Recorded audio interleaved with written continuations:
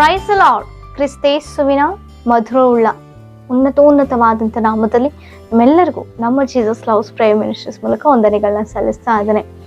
ದೇವರು ಏರ್ಪಡಿಸಿಕೊಟ್ಟಂತ ಈ ನೂತನ ದಿನಕ್ಕಾಗಿ ನಾವೆಲ್ಲರೂ ಕರ್ತನಿಗೆ ಕೃತಜ್ಞತಾ ಸ್ತುತಿಯನ್ನು ಸಲ್ಲಿಸಬೇಕು. ಪ್ರಿಯರೇ, ಕ್ರೈಸ್ತರಲ್ಲಿ ಇರುವಂತ ಪ್ರತ್ಯೇಕತೆ ಏನು ಗೊತ್ತಾ? ಪ್ರತಿ ದಿನವೂ ಪ್ರತಿ ಕ್ಷಣವೂ ನಾವು ಕರ್ತನನ್ನ ಮಹಿಮೆ ಪಡಿಸಬೇಕು. ನಮ್ಮ ಕ್ರಿಯೆಗಳ ಮೂಲಕ ನಾವು ಮಹಿಮೆ ಪಡಿಸ್ಬೇಕು. ಅನ್ಯರಿಗೆ ವಿಚಾರ ಗೊತ್ತಿಲ್ಲ, ಆದರೆ ದೇವರು ನಮಗೆ ತಿಳಿಸಿಕೊಟ್ಟಿದ್ದಾರೆ. ಪ್ರತಿ ಒಂದರಲ್ಲೂ ನಾವು ಆತನ ಮಹಿಮೆ ಪಡಿಸುವಂತ ಮಕ್ಕಳಾಗಿರ್ಬೇಕೆಂಬುದಾಗಿ. ಆಮೇಲೆ ಆ ಒಂದು ಸ್ಥಾನದಲ್ಲಿ ನಾವಿರಲಿಕ್ಕೆ ದೇವ್ರ ಕೃಪೆ ಕೊಟ್ಟಿದ್ದಾರಲ್ಲ, ಅದಕ್ಕೆ ದೇವರಿಗೆ ಸ್ತೋತ್ರ. ಎಷ್ಟೋ ಜನ ವೃದ್ಧಿಸಿ ಹೋಗಿದ್ದಾರೆ, ಅವರು ಮಹಿಮೆ ಪಡಿಸಲಾದಂಥ ಆ ಸ್ಥಳಕ್ಕೆ ಹೋಗಿದ್ದಾರೆ. ನೀನು ನಾನು ಬದುಕಿದ್ದೀವಿ ಕಾರಣ ಒಂದೇ, ಆತನ ಮಹಿಮೆ ಪಡಿಸ್ಲಿಕ್ಕೆ. ಹಲ್ಲೆಲೂಯಾ. ಹಾಗಿದ್ರೆ ದೇವರು ಈ ದಿನ ನಮಗಾಗಿ ಏರ್ಪಡಿಸಿಕೊಟ್ಟಂತ ವಾಗ್ದಾನ ವಾಕ್ಯವನ್ನು ನಾವು ಧ್ಯಾನಿಸೋಣ. ಯೋಹಾನನು ಬರೆದ ಸುವಾರ್ತೆ 9ನೇ ಅಧ್ಯಾಯ 31ನೇ ವಚನ. ಯಾವನು ಭಕ್ತನಾಗಿದ್ದು ಆತನ ಚಿತ್ತದಂತೆ ನಡೆಯುತ್ತಾನೋ ಅವನ ಪ್ರಾರ್ಥನೆಯನ್ನು ಕೇಳುತ್ತಾನೆಂದು ಬಲ್ಲೆವು. ಎಸ್, ಆಮೇನ್, ಹಲ್ಲೆಲೂಯಾ. ದೇವರಿಗೆ ಸ್ತೋತ್ರ. ಹೌದು ಪ್ರಿಯರೇ, ಭಕ್ತಿಹೀನರ ಪ್ರಾರ್ಥನೆಯನ್ನ ದೇವರು ಕೇಳೋದಿಲ್ಲ. ಯಾರು ಭಯದಿಂದಲೂ ಭಕ್ತಿಯಿಂದಲೂ ಆತನ ಪರಲೋಕದ ತಂದೆಯ ಉದ್ದೇಶ, ತಂದೆಯ ಚಿತ್ತಾನುಸಾರವಾಗಿ ಈ ಭೂಲೋಕದಲ್ಲಿ ಈ ಒಂದು ಭೂಲೋಕದ ಯಾತ್ರಿಕರಾಗಿ ಆತನ ಚಿತ್ತವನ್ನ ಅರಿತು ಆತನ ಚಿತ್ತಕ್ಕೆ ಕಿವಿಗೊಟ್ಟವರಾಗಿ ಆತನ ಚಿತ್ತಕ್ಕೆ ಒಳಂಬಟ್ಟು ಕೇಳಿಸಿಕೊಂಡವರಾಗಿ ನಮ್ಮ ಕ್ರಿಯೆಗಳ ಮೂಲಕ ನಾವು ನಡೆದುಕೊಳ್ತೇವೋ, ನಾವು ಏನು ಪ್ರಾರ್ಥನೆ ಮಾಡಿದ್ರು, ಯಾವ ಕ್ಷಣದಲ್ಲಿ ಪ್ರಾರ್ಥನೆ ಮಾಡಿದ್ರು, ಯಾವ ಸ್ಥಳದಲ್ಲಿ ಪ್ರಾರ್ಥನೆ ಮಾಡಿದ್ರು, ಎಂಥ ಸ್ಥಿತಿಯಲ್ಲಿ ಪ್ರಾರ್ಥನೆ ಮಾಡಿದ್ರು ಕೂಡ ನನ್ನ ಜೀವ ಸ್ವರೂಪನಾದಂಥ ದೇವರು ಆ ಪ್ರಾರ್ಥನೆಗೆ ಕಿವಿಗೊಡುವಂತ ದೇವರಾಗಿದ್ದಾರೆ. ಹಲ್ಲೆಲೂಯಾ, ಆಮೇನ್. ಈ ಸಿಸ್ಟರ್, ನಾನು ಎಷ್ಟೋ ದಿನಗಳಿಂದ ಪ್ರಾರ್ಥಿಸ್ತಾ ಇದ್ದೀನಿ, ಎಷ್ಟೋ ವರ್ಷಗಳಿಂದ ಪ್ರಾರ್ಥಿಸ್ತಾ ಇದ್ದೀನಿ, ಉತ್ತರನೇ ಸಿಗ್ತಾ ಇಲ್ಲ ಅಂತ ನೆನೆಸ್ತಾ ಇದ್ದೀರಾ? ಆ ಪ್ರಾರ್ಥನೆ ಮಾಡುವಾಗ ನಮ್ಮನ್ನು ನಾವು ಪರೀಕ್ಷಿಸಿಕೊಳ್ಳೋಣ. ದೇವರ ಚಿತ್ತಕ್ಕೆ ಅನುಗುಣವಾಗಿ ನಾವು ನಡೆದು ಆತನ ಏನು ಬಯಸ್ತದ ಅದನ್ನ ಕೇಳುವಂತವರಾಗಿದ್ದೀವಾ? ಅದು ಬಹಳ ಪ್ರಾಮುಖ್ಯತೆ ಪ್ರಿಯರೇ. ನಮಗಿಷ್ಟ ಬಂದ ರೀತಿಯಲ್ಲಿ ನಾವು ನಡ್ಕೊಂಡು ಕಷ್ಟ ಬಂದಾಗ್ಲೂ ನಷ್ಟ ಬಂದಾಗ್ಲೂ ಅವಶ್ಯಕತೆ ಇದ್ದಾಗ್ಲೂ ಸಹಾಯ ಬೇಕಾದಾಗ್ಲೂ ಅಯ್ಯೋ ದೇವ್ರ ಎಂಬುದಾಗಿ ಬಂದು ಮೊರೆ ಇಟ್ರೆ ಆತನು ಕೇಳಿಸಿಕೊಳ್ಳುವಂತ ದೇವರಲ್ಲ. ಆಮೇನ್. ಭಯ ಭಕ್ತಿ ನಮ್ಮಲ್ಲಿರ್ಬೇಕು. ಹಲ್ಲೆಲೂಯಾ.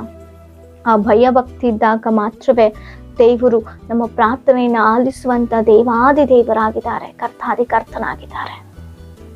ನಮ್ಮ ಪ್ರಾರ್ಥನೆಗೆ ಉತ್ತರ ಕೊಡ್ಲಿಕ್ಕೆ ದೇವರಿಗೆ ಇಷ್ಟ.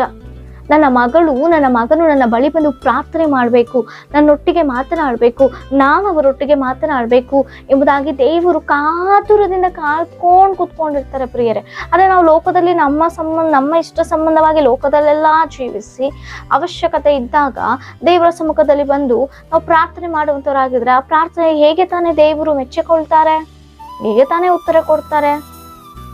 ಅನೇಕರು ದೇವ್ರನ್ನ ಅಡ್ವಾಂಟೇಜ್ ತೆಗೆದುಕೊಳ್ತಾರೆ. ಜಾಗ್ರತೆ ಉಳ್ಳವರಾಗಿರೋಣ. ಏನನ್ನ ಪ್ರಾರ್ಥನೆ ಮಾಡ್ತಾ ಇದ್ದೀವಿ, ಯಾವ ಉದ್ದೇಶದಿಂದ ಪ್ರಾರ್ಥನೆ ಮಾಡ್ತಿದ್ದೀವಿ, ಆ ಪ್ರಾರ್ಥನೆಯಲ್ಲಿ ನಿಜವಾದ ಯಥಾರ್ಥತೆಯಾಗಿದೆಯಾ ಪ್ರಾರ್ಥನೆ, ಅಥವಾ ಕಪಟದ ರೀತಿಯಲ್ಲಿ ಇದೆಯಾ ನಮ್ಮ ಪ್ರಾರ್ಥನೆ, ಅಥವಾ ಸ್ವಾರ್ಥಪೂರಿತವಾಗಿ ನಾವು ಪ್ರಾರ್ಥನೆ ಮಾಡ್ತಾ ಇದ್ದೀವ, ಭಯ ಇಲ್ಲದೆ ಭಕ್ತಿ ಇಲ್ಲದೆ ಬೇಕಾದ ರೀತಿಯಲ್ಲಿ ಪ್ರಾರ್ಥಿಸ್ತಾ ಇದ್ದೀವ? ಪ್ರಾರ್ಥನೆ ನಮ್ಮ ಜೀವಿತವನ್ನು ಕಟ್ಟುವಂಥದ್ದು. ಪ್ರಾರ್ಥನೆ ಒಂದು ಆಯುಧ ನಮ್ಮ ಜೀವಿತಕ್ಕೆ. ಒಂದು ಬಾರಿ ಪರೀಕ್ಷಿಸಿಕೊಳ್ಳೋಣ, ನಾನು ಯಾವ ರೀತಿ ಪ್ರಾರ್ಥಿಸ್ತಾ ಇದ್ದೀನಿ, ದೇವರ ಚಿತ್ತಕ್ಕೆ ಅನುಗುಣವಾಗಿ ನಡೆದು ನಾನು ಪ್ರಾರ್ಥಿಸ್ತಾ ಇದ್ದೀನ? ಖಂಡಿತವಾಗಿಯೂ ದೇವರು ಪ್ರಾರ್ಥನೆ ಕೇಳ್ತಾರೆ. ದೇವ್ರ ವಾಕ್ಯ ಅದೇ ಹೇಳ್ತಾ ಇದೆ, ಯಾವನು ಭಯದಿಂದಲೂ ಭಕ್ತಿ ಉಳ್ಳವನಾಗಿ ದೇವರ ಚಿತ್ತಕ್ಕೆ ಅನುಗುಣವಾಗಿ ನಡೆಯುತ್ತಾ ಪ್ರಾರ್ಥನೆ ಮಾಡ್ತಾರೋ ದೇವರು ಅವರ ಪ್ರಾರ್ಥನೆಯನ್ನ ಕೇಳ್ತಾರಂತೆ. ಸ್ಪಷ್ಟವಾಗಿ ದೇವರು ಹೇಳ್ತಾ ಇದ್ದಾರೆ, ಅವರ ಪ್ರಾರ್ಥನೆ ಖಂಡಿತವಾಗಿಯೂ ಕೇಳ್ತಾನೆ, ಅದಕ್ಕೆ ನಾನು ಉತ್ತರವನ್ನು ಕೂಡ ಕೊಡುತ್ತೇನೆ. ಆಮೇಲೆ ಇದುವರೆಗೂ ಯಾವ ರೀತಿ ಪ್ರಾರ್ಥನೆ ಮಾಡಿದ್ರು ಗೊತ್ತಿಲ್ಲ, ಆದರೆ ಇನ್ನು ಮೇಲೆ ಈ ದಿನದಿಂದ ದೇವರು ನಿಮ್ಮೊಟ್ಟಿಗೆ ಮಾತನಾಡ್ತಿದ್ದಾರೆ. ನಿಮಗೊಂದು ಪ್ರಶ್ನೆ ಆಗಿರ್ಬೋದು, ನಾನು ಪ್ರಾರ್ಥಿಸ್ತಾ ಇದ್ದೀನಲ್ಲ ಯಾಕೆ ನನಗೆ ಉತ್ತರ ಸಿಗ್ತಿಲ್ಲ, ನಾವು ಪ್ರಾರ್ಥಿಸ್ತಾ ಇದ್ದೀವಲ್ಲ ಯಾಕೆ ನನಗೆ ಇನ್ನೂ ಒಂದು ಬದಲಾವಣೆ ಕಾಣ್ತಾ ಇಲ್ಲ ಎಂಬುದಾಗಿ. ನಿಮ್ಮ ಪ್ರಶ್ನೆಗೆ ಉತ್ತರ ಸಿಕ್ತು ಎಂಬುದಾಗಿ ನಾನು ನೆನೆಸ್ತಾ ಇದ್ದೇನೆ. ಅನೇಕರು ಹೇಳ್ತಾ ಇದ್ದಾರೆ, ಸಿಸ್ಟರ್ ನಾನು ದೇವ್ರನ್ನ ನಂಬ್ತಾ ಇದ್ದೀನಿ, ಪ್ರಾರ್ಥಿಸ್ತಾ ಇದ್ದೀನಿ, ಯಾವ ಬದಲಾವಣೆ ನನಗೆಲ್ಲ ಕಾಣ್ತಾ ಇಲ್ಲ. ನಾನು ಆರೋಗ್ಯ ಪರವಾಗಿಯೋ, ಆರ್ಥಿಕ ಪರವಾಗಿಯೋ, ರಕ್ಷಣೆ ಪರವಾಗಿಯೋ, ಇನ್ನಿತರ ಕಾರ್ಯಗಳ ಪರವಾಗಿಯೋ ನಾನು ಪ್ರಾರ್ಥಿಸ್ತಾ ಇದ್ದೀನಿ, ಆದರೆ ನನಗೆ ಉತ್ತರ ಸಿಗ್ತಾ ಇಲ್ಲ. ಪ್ರಿಯ ಸಹೋದರಿ ಸಹೋದರನೇ, ನಿನ್ನ ಪ್ರಾರ್ಥನೆಯಲ್ಲಿ ಯಥಾರ್ಥತೆ ಇದೆಯಾ? ನಿನ್ನ ಪ್ರಾರ್ಥನೆಯಲ್ಲಿ ನಿಜವಾಗಿಯೂ ದೇವರ ಚಿತ್ತಕ್ಕೆ ಅನುಗುಣವಾಗಿ ನಡೆದು ಪ್ರಾರ್ಥಿಸ್ತಾ ಇದೆಯಾ?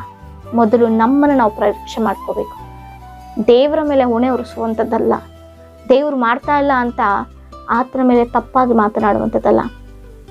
ನಮ್ಮನ್ನು ನಾವು ಮೊದಲು ಪರೀಕ್ಷಿಸ್ಕೋಬೇಕು. ದೇವರು ಯಾವಾಗಲೂ ಒಳ್ಳೆಯವನೇ, ಒಳ್ಳೆ ಕಾರ್ಯಗಳ ಮಾಡುವಂಥ ದೇವರು, ನಮ್ಮ ಕುರಿತು ಹಿತವನ್ನೇ ಆಲೋಚಿಸುವಂಥ ದೇವರು. ಆಮೇಲೆ ಹಾಗಿದ್ರೆ ನಮ್ಮ ಪ್ರಾರ್ಥನೆಯಲ್ಲಿ ಒಂದು ಬದಲಾವಣೆ, ನಮ್ಮ ಜೀವಿತದ ನಡವಳಿಕೆಯಲ್ಲಿ ಒಂದು ಬದಲಾವಣೆ ನಾವು ಮಾಡಿಕೊಂಡು ನೀವು ಪ್ರಾರ್ಥಿಸ್ರಿ, ಖಂಡಿತವಾಗಿಯೂ ದೇವರು ಸತ್ಫಲ ಕೊಡ್ತಾರೆ. ಆಮೇಲೆ ಮೇನೆ ವಿಜ್ಞಾಪನೆಗಳಿದ್ರು ಕಮೆಂಟ್ಗಳ ಮೂಲಕ ತಿಳಿಸಿಕೊಡಿ, ನಿಮಗಾಗಿ ನಾವು ಪ್ರಾರ್ಥಿಸ್ತೇವೆ. ಪ್ರಾರ್ಥನೆ. ಪರಿಶುದ್ಧನಾದ ದೇವರೇ, ಉನ್ನತರೇ ಮಹೋನ್ನತರೇ ಸ್ತೋತ್ರ. ಜೀವವುಳ್ಳ ಜೀವಾಧಿಪತಿ ಆದ ದೇವರೇ, ನಿನಗೆ ವಂದನೆ ಕರ್ತನೆ. ನಮ್ಮ ಪ್ರಾರ್ಥನೆ ನಿನ್ನ ಚಿತ್ತಕ್ಕೆ ಅನುಗುಣವಾಗಿರ್ಲಿಕ್ಕೆ, ನಿಮ್ಮ ಚಿತ್ತಕ್ಕೆ ಅನುಗುಣವಾಗಿ ನಡೆದುಕೊಳ್ಳಲಿಕ್ಕೆ ಸಹಾಯ ಮಾಡಿ. ಸಮಸ್ತ ಕರಗಳಿಗೆ ಒಪ್ಪಿಸಿಕೊಟ್ಟು ವಾಗ್ದಾನ ಮೂಲಕ ಒಂದು ಬದಲಾವಣೆ ತಂದು ಅಪ್ಪ ನಮ್ಮನ್ನ ಬಲಪಡಿಸಿ ಆಶ್ರಯಿಸು. ಯೇಸುವಿನ ನಾಮದಲ್ಲಿ ಬೇಡಿ ಹೊಂದಿದ್ದೇವೆ ಜೀವವುಳ್ಳ ಪರಲೋಕದ ತಂದೆಗೆ. ಆಮೆನ್. Praise the lord.